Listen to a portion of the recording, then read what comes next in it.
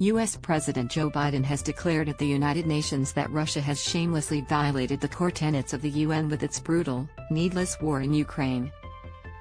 He said the war is an affront to the heart of what the international body stands for as he looked to rally allies to stand firm in backing the Ukrainian resistance. Delivering a forceful condemnation of Russia's 7-month invasion, Biden said reports of Russian abuses against civilians in Ukraine should make your blood run cold. And he said President Vladimir Putin's new nuclear threats against Europe showed reckless disregard for Russia's responsibilities as a signer of the Treaty on the Non-Proliferation of Nuclear Weapons. Read more.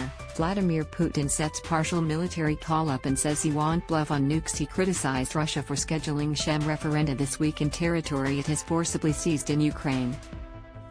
A permanent member of the UN Security Council invaded its neighbor, attempted to erase a sovereign state from the map. Russia has shamelessly violated the core tenets of the UN Charter, he told his UN audience. Biden called on all nations, whether democracies or autocracies, to speak out against Russia's invasion and to bolster Ukraine's effort to defend itself. We will stand in solidarity against Russia's aggression, period, Biden said. Biden also highlighted consequences of the invasion for the world's food supply, pledging $9 billion, $4.35 billion, in global food security aid to address shortages caused by the war and the effects of climate change. He praised a UN-brokered effort to create a corridor for Ukrainian grain to be exported by sea, and called on the agreement to be continued despite the ongoing conflict. Biden is the latest world leader to react to the latest escalation from Putin, who said on Wednesday he was activating a partial mobilization to bolster troop numbers in Ukraine. Read more. What will be open on the National Day of Mourning in NSW? UK British Defence Secretary Ben Wallace said that Putin's statements on Wednesday, in which he declared increased military conscription and threatened nuclear deployment in the war, indicated that Ukraine is winning. President Putin's breaking of his own promises not to mobilize parts of his population and the illegal annexation of parts of Ukraine are an admission that his invasion is failing, Wallace said in a statement. He and his defense minister have sent tens of thousands of their own citizens to their deaths, ill-equipped and badly led, Wallace added. No amount of threats and propaganda can hide the fact that Ukraine is winning this war. The international community are united and Russia is becoming a global pariah. Read more. Vladimir Putin sets partial military call-up and says he won't bluff on nukes. Ukraine. The mayor of Kyiv said Putin has launched the processes that will bury him. The mobilization announced by Putin and nuclear threats will not help the aggressor in his quest to conquer and destroy Ukraine and Ukrainians, Vitaly Klitschko said on his official Telegram channel. The tyrant finally launched the processes that will bury him in his country.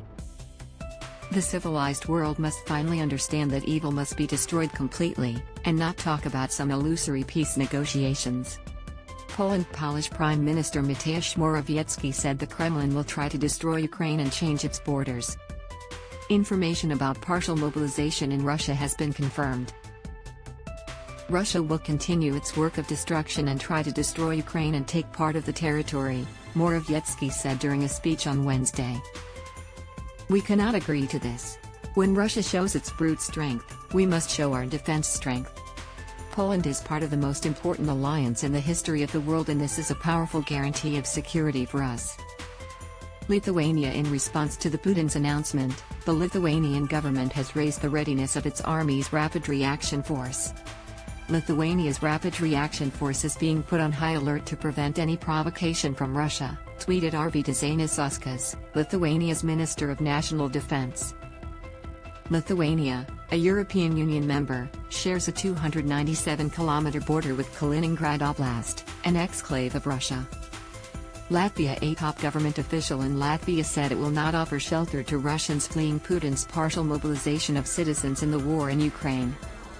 For security reasons, Latvia will not issue humanitarian or other visas to Russian citizens who are evading mobilization, nor will it change the border crossing restrictions imposed since 19 September on Russian citizens with Schengen visas, Latvia's Minister of Foreign Affairs, Edgars Rinkevičs, tweeted. Rinkevich's announcement comes days after his country joined other Baltic states in beginning to enforce a ban on some Russian tourists, in a move to bolster restrictions in response to Moscow's invasion of Ukraine. Estonia, Latvia, and Lithuania, as well as Poland, reached an agreement earlier this month to limit issuing Schengen area visas due to a serious threat to security posed by an influx of Russians.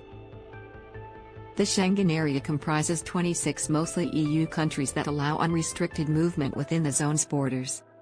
France's French President Emmanuel Macron said Putin's latest move would further isolate Moscow. Speaking on the sidelines of the UN General Assembly in New York, Macron expressed dismay at a decision that would drag Putin's country, and in particular his country's youth, into the war. Macron added, "And so today, Russia is increasingly isolated.